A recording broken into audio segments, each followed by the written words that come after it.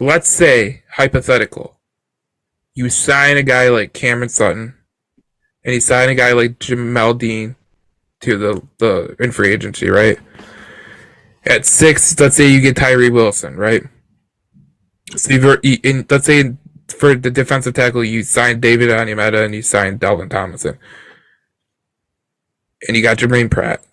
Let's say you signed all those guys. So let's say you go into the draft day, you made some critical signings on the defensive side of the ball with some guys that you think that could be long-term answers, like Jermaine Pratt, and like obviously you would get a defensive tackle later in the draft. But let's say you get to 6, you get to 18, and Bijan Robinson is right on the board, and you got all these guys. Would you take a corner, or would you take the I mean, I would definitely appeal of Bijan Robinson? I definitely be on the fence. I still think, depending on the corner, if there's a Christian Gonzalez or a Joey Porter Jr. or a Cam Smith or Keely Ringo sitting right there that maybe fell a few spots, I would have to say I'd probably still go corner just to kind of lock up my true CB1 for the future. But I definitely, let's say two of my favorite guys, let's say Porter Jr. and Gonzalez and, are gone. Because I flip-flop back and forth on Keely Ringo so much. I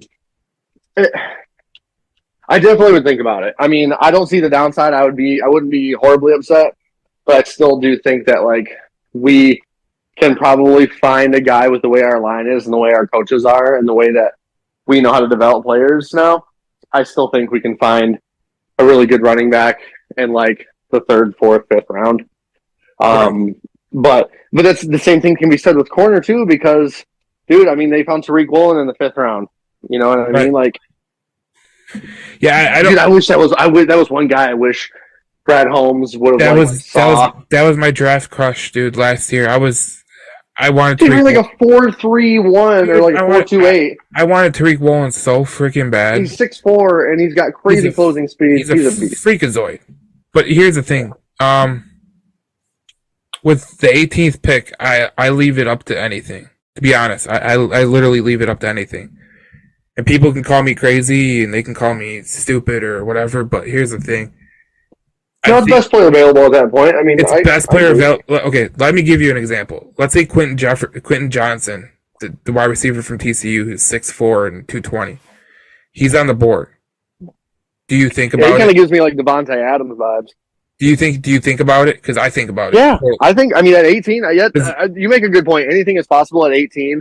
And you just got to go best player available. Let's just look at it this way.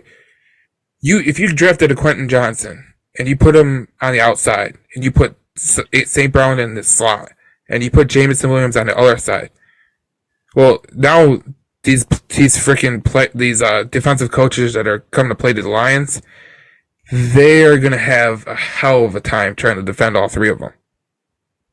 And you're not even talking about DeAndre Swift coming out of the backfield, or if you drafted Sam Laporta or Dalton Kincaid coming out of the line. Dude, you're absolutely right, though. Look, at the 18th pick, you do go best player available. Like, dude, even the people that don't want quarterback, if you have C.J. Stroud or Will Levis or Bryce Young fall to 18, which is not going to happen. No. But if it does, like, you think about pick it. Them and let them sit for a couple. You know what I mean? Exactly. Like, anything is possible. Like, if some guy has like a historic slide and it's not for anything crazy, right? Like, it's not for like a crazy crime or like a bad injury. Like, some reason people just let this guy slide. Like, we see draft day slides all the time. Aaron Rodgers was supposed to be the number 1 overall pick and he slid to 25th. Like, you never know. If it happens, then like, absolutely best player available. I just look at it like, I know people sometimes get this whole notion. I think Brad Holmes is changing it, but there's people that think like, oh, if you don't pick this guy in the first round, they're not going to be good. I mean, well, Brad Holmes has shown that that's a lie.